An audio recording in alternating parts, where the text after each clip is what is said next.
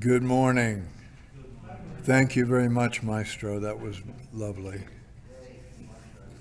Our wonderful pianist, Will. In the Celtic mystical tradition, there's frequent mention of something called a thin place. Have you heard that? It means a place where the curtain of ordinary life wears thin. And just for a moment, you can see through into something that lies beneath. It may be found in unexpected instances of insight, in settings of natural beauty, or deep in meditation. Lal, I wonder if you would consent to turn on the sound system. I think it'd be easier for some people to hear. Thank you. But I believe it can also be brought into being by an act of our intention, if we know how to do it and we know where to look. So let us all try this morning, as we once again set our hearts on things beyond the limited concerns of daily life, our ordinary worries. Let's just leave them at the door for today, to find the thin place that might grant us a chance to experience a reality that underlies all these concerns of ours. So let our small flame be a symbol of that resolve.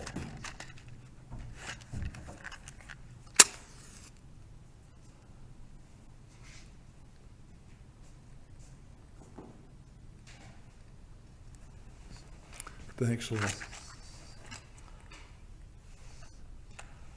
Now we're playing our hymns. Technically, we're not to sing. You can sing at your mask.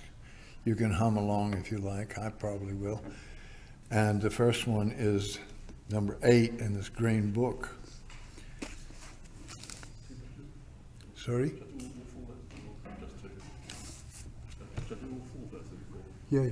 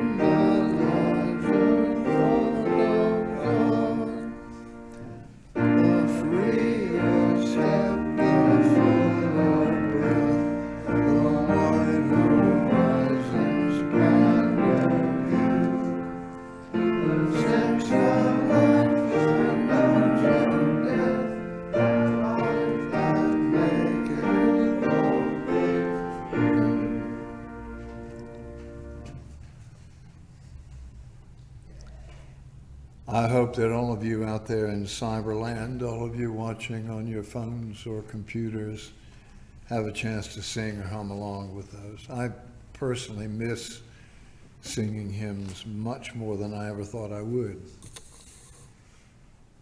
I get now to read something that I love by Mary Oliver, and I think I've told you before about Mary Oliver, the person who's as much Unitarian you can be as without being a Unitarian, sometimes thought of as the poet laureate of the movement, who died last year.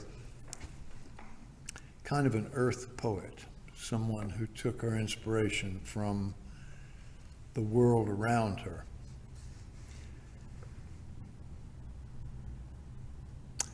Eventually, tides will be the only calendar you believe in.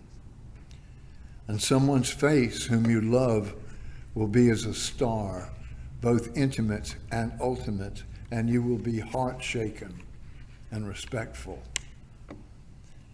And you will hear the air itself, like a beloved, whisper, "Oh, let me for a while longer enter the two beautiful bodies of your lungs." Look and look again. This world is not just a little thrill for your eyes. It's more than bones. It's more than the delicate wrist with its personal pulse. It's more than the beating of a single heart. It's praising. It's giving until the giving feels like receiving. You have a life. Just imagine that.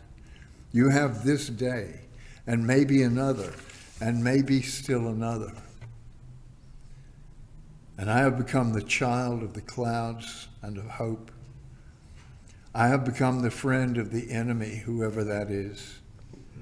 I have become older and cherishing what I have learned.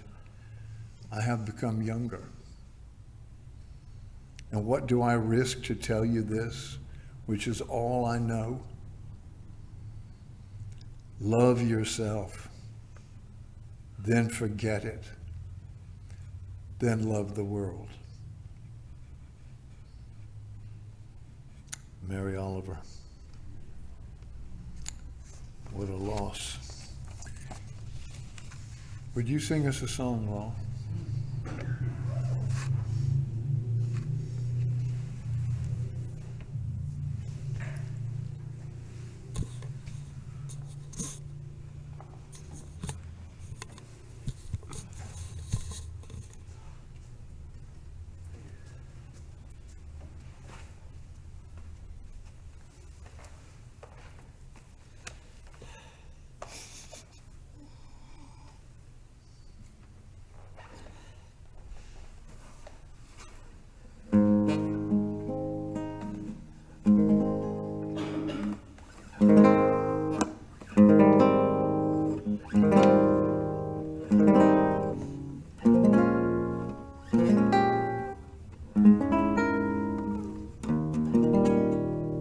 Fairy tales do come true, it can happen to you if you're young at heart. For it's hard, you will find, to be narrow of mind if you're young at heart. If you can go in for impossible schemes, you can laugh when your projects fail at the seams, and life gets more exciting with every day, and love is either in your heart or on its way.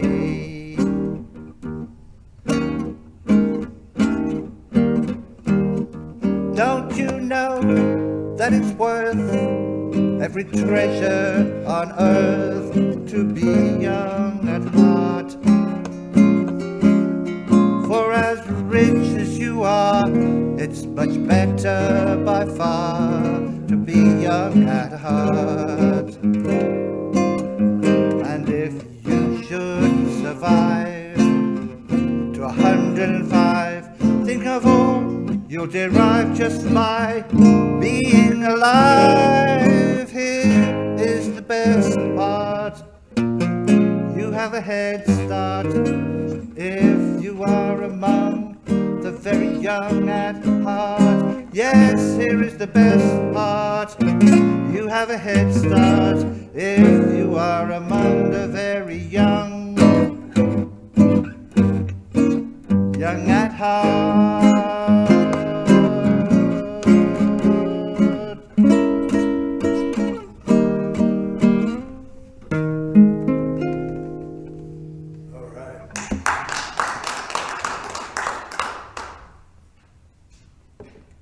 Young at heart.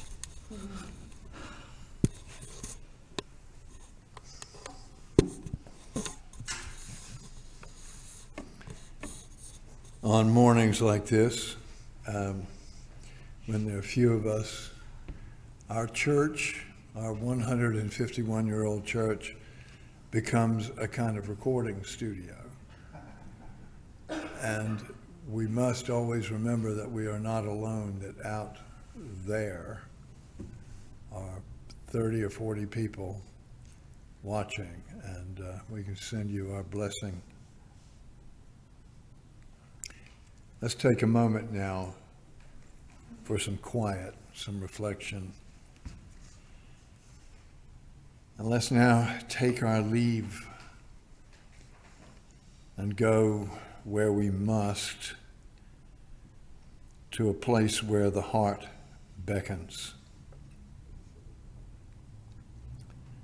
Let us take our leave of the false and misconceived, the camouflaged selfishness of our worthy lives, the dust of cynicism and needless despair, and the emptiness of fleeting aims. Leaving is easy because we do feel the weight of these things.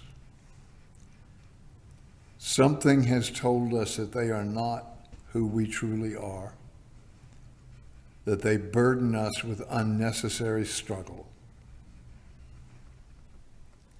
We would go to where the air is clearer, the vision keener, that love that gives us life more evident. We would step lightly over the obstacles that we have set in our own way and move with the grace of children toward that one bright source of our lives. It may be that we find there's something that we have needed without knowing it. It may be that we shall see something from a different perspective and that it will give us wisdom. It may be that nothing happens, but happens in a new way. Or it may be that we shall catch a glimpse of peace, of real peace. So let us take our leave. Let us do it together. Let us go once again into that place where the one true prayer may be found, the prayer that springs from a grateful heart in the good silence.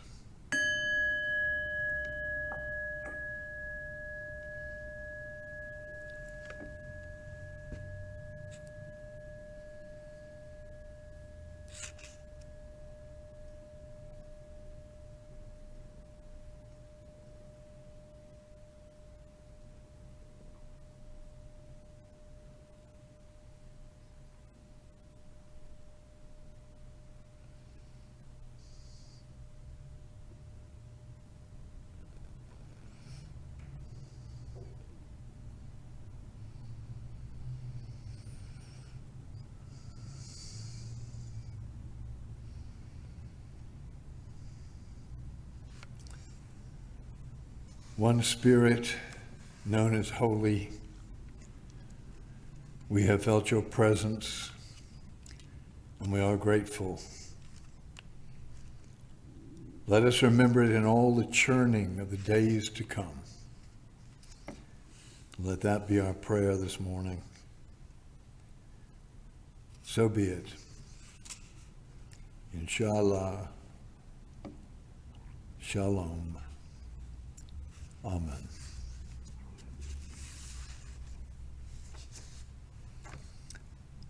Number 171 in the Green Book is What Love Can Do.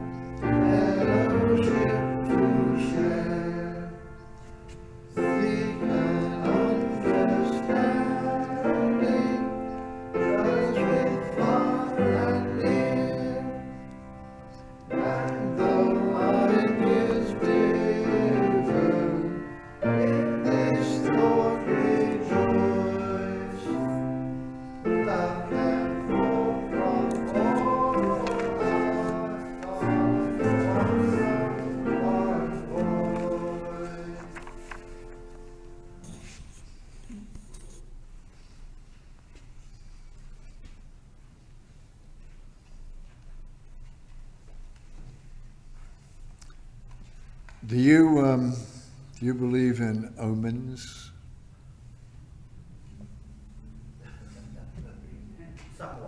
Well, first you have to know what an omen is. An omen is not just a prediction of the future of something that's going to happen. An omen is also something that happens of such significance that it reminds you of something that's happening now, something that you may not have been aware of. Just like prophecy isn't always about the future, it's about now. It's about penetrating to a level of understanding.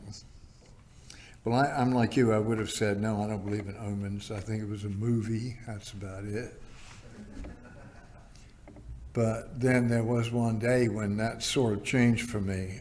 My wife, Jilly, and I were up in that little Spanish village up in the mountains in Spain where we still have a cottage.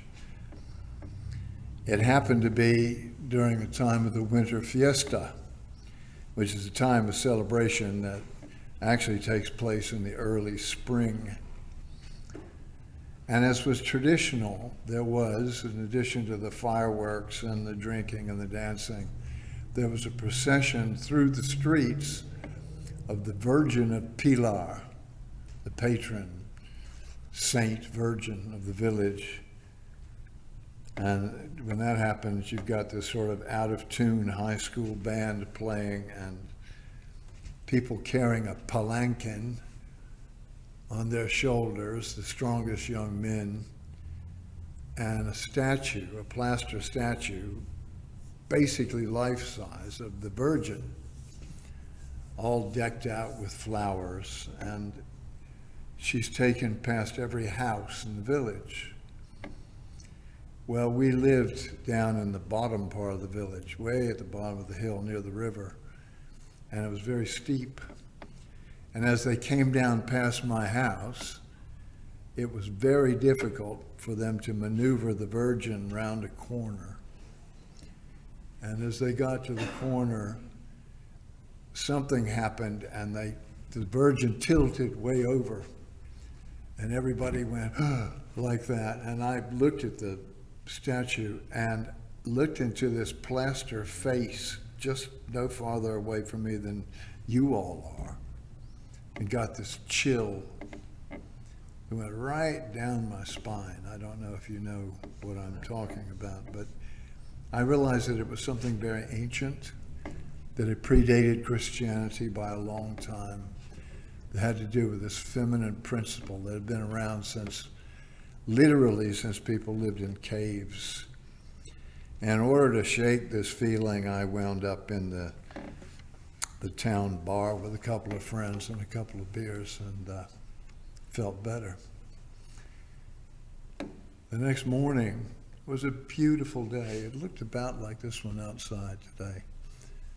No clouds except for the little white fluffy ones like appear in the first shots of The Simpsons, you know, those puffy white clouds. And we had to go to Granada. We were going to travel back to Britain.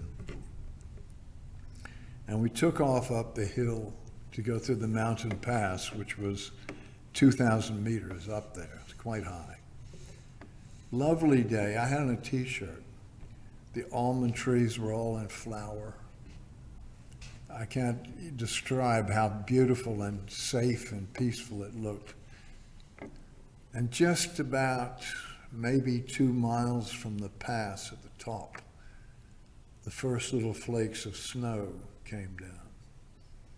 They weren't just ordinary flakes, they were like biscuit-sized things. And I remember thinking at that point, if there's some problem ahead, we need to turn around and go back the other way because it's dangerous. But we kept on. We got to the top, and we got to the top, snow was already on the ground. And not only that, a wind from the north was blowing towards us so that we were losing all visibility.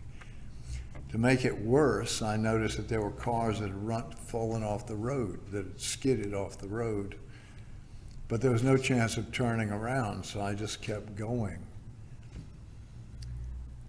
with a sense of foreboding. And when we got past the pass itself and headed down the mountain, I knew, because I've been on it many times, it's like a very dangerous road. There's some sharp curves. There are places where you could actually tumble down more than 1,000 feet. There are no rails. And just there was a blinking yellow light, and I thought, thank God the authorities, somebody's here, they know what to do. And we could hardly see them anymore. The snow was so dense. We pulled up, and a policeman stuck his head in. I said, is it clear down below? And he shook his head, no. He said, go slow, keep it in first gear, and por Dios no se frene. For God's sake, don't touch your brakes.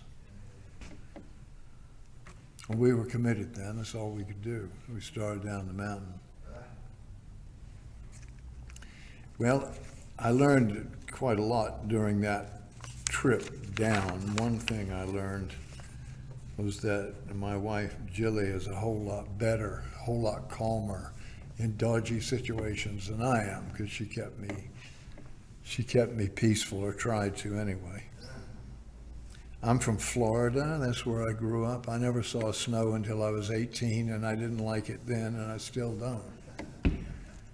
Sorry. Sorry, all you white Christmas fans. We were behind this Peugeot in front of us. And despite the instructions of the state, the police kept touching his brakes. And his rear end would like skid near a precipice. I'm not sure that at some point part of his car wasn't over one of these drops. I was sure he was going to go. And also his speed was so erratic that I was afraid we would like run into him. We couldn't stop. Actually, there's no way to stop except run into a wall or something. Well, we inched along, and I started mumbling one of the names of God under my breath without being aware of it. At the first really horrible, unprotected curve, I realized we might make it.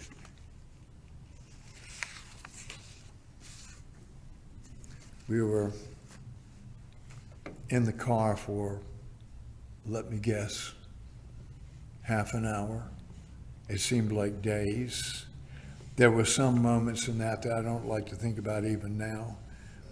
The blizzard would seem momentarily to clear, and then all of a sudden would white out again, and we could feel the force of the wind and the snow. And it may sound strange to say that I began to see that episode as a metaphor for a passage that I was going through in my own personal life. I probably shouldn't even talk about that, so I won't. But the event was full of meanings, like how a cloudless sky can be fraught with menace. A beautiful, clear day can suddenly become a blizzard. How thin the margins are that we rely upon for life. How sometimes, maybe often, the only thing you can do is just push on. Just go on anyway. And oh yeah, por Dios no se frene. Don't touch your brakes. I think I learned from that. And I think that that message has become part of me. There were certain things in my life that needed addressing. But even more, I began to think that I'd grown unused to listening carefully to the source of these intuitions, and that I needed to find a way to hone my consciousness to a sharper edge. I had studied in counselor training how you really do need to listen to things you wouldn't normally listen to in your life. That all around you there are messages, if you but knew how to listen. Well, we Unitarians, we're a lot of things. Our history's been a mixed bag of visionary ideas and, yes, let's confess it, some fairly stuffy conservatism. We come to this place from so many roots that historians despair the task of trying to define us. But one thing we are not, and never have been, is superstitious. Because we dismiss many of the so-called miraculous events from the Bible, we tend to think of revelation as something that only comes from keen intellectual insight, not from burning bushes. Everything can ultimately be explained by scientific inquiry, or if not, then certainly removed from the mere superstition of the unenlightened of the past. Well, this attitude, I believe, is something of a, you pardon the expression, poisoned chalice. While it gives us the intellectual freedom to ignore foolishness, it may rob us of the humility to see what is plainly in front of us. Avoiding gullibility, yeah, it's a high calling. There are no QAnon followers in here as far as I know. But practice in excess, it leads to perpetual skepticism and a kind of aridity of spirit. A space needs to be cleared in our little lists of gathered certainties on which we rely to admit the unexpected, to admit even the impossible. Just about any of the world's mystical traditions reveal the idea that life is about something. It's not just a pinball machine of accidental events multiplied over time. In other words, the events can be defined and explained. Those ones that can be explained by logic and scientific inquiry are really something more. They're elements in a process of teaching the soul certain lessons. Lessons that, whether we know it or not, we have well and truly signed on for. The idea that something, call it God if you want to, I like it, is behind the innumerable small and large events that make up our lives is virtually universal. That means that nothing is irrelevant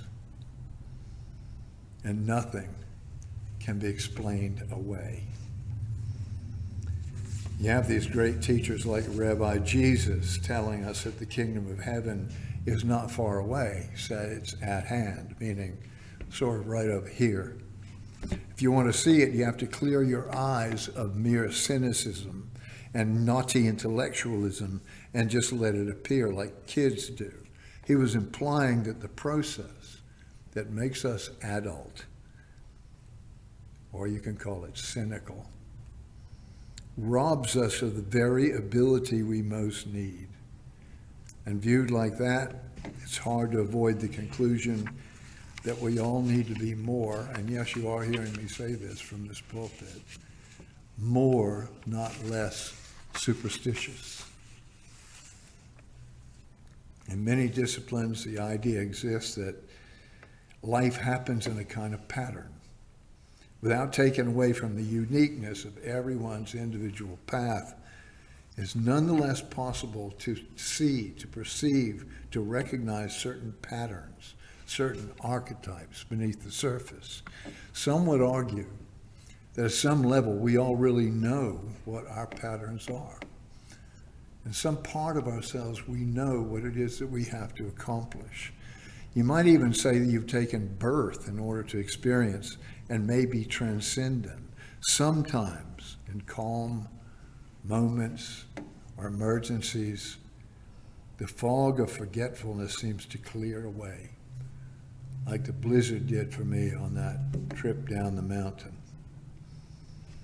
And the pattern that defines and inspires your life becomes visible. And sometimes an apparently unimportant event, something you might not even notice, is virtually charged with significance, and that pattern manifests itself. And this sign or this omen is not really fortune telling. It's not reading tea leaves. It's not reading the astrology column in the daily newspaper. It's about not just the future, It's about the present. And it's saying, pay attention now.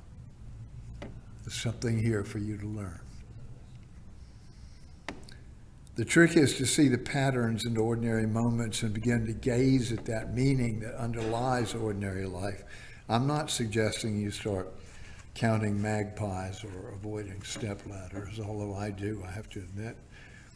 I am suggesting there's a way of looking at your life that anticipates and that actually invites revelation. Maybe we need to accept that the world is packed with clues, that it's strewn with miracles. We are practically rolling in omens if we can learn to see them. You don't have to nearly fall off a mountain to learn things about life. You can go around expecting the truth to reveal itself. And it will.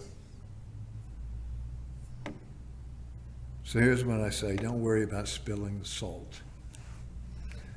Pay attention to the signs of eternity that spill all around us every single day. And be glad. Amen.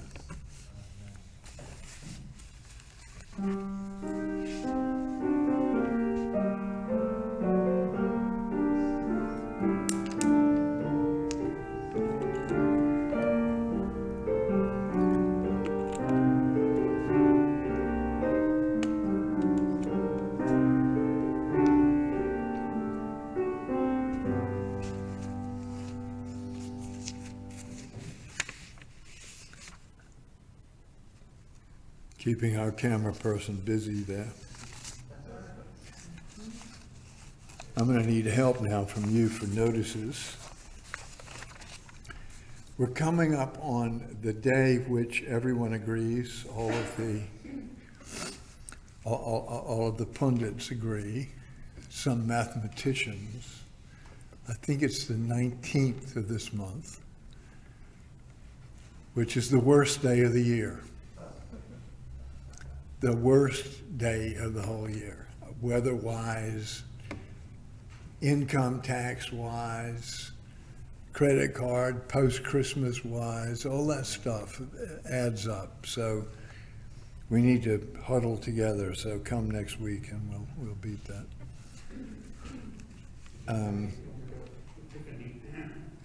Would you think it's the worst day of the week, Matt? It's also Eastern Scott, the 50 on that thing. Oh. Well, I'm not worried about it because I'm going to see it as an omen of some kind. Please stay afterwards, all of you here, for coffee, and we'll dream a dream and hatch a plot and find ways to bring our missing people back into church. Lowell, you have a question? I heard a piece of good news on the radio that if you're self-employed and you file your tax return late, you usually have to pay £100 fine for filing a late return. That's after the 31st of January, and they've waived it for a month. So they put the final date back to the end of February. So you've got an extra few weeks to get your cooking, done on your books to send in your tax. Blessed are the pure in spirit, Lowell. To be able to extract joy from the fact that government's giving you an extra month to pay your £100. I do appreciate it. That's why you're here, For those of you who couldn't hear, the government is giving us an extra month to pay our self-employed income tax. Thank you. So let's sing a song or hum a song, and it's number 234, and it's "O God of Stars and Sunlight."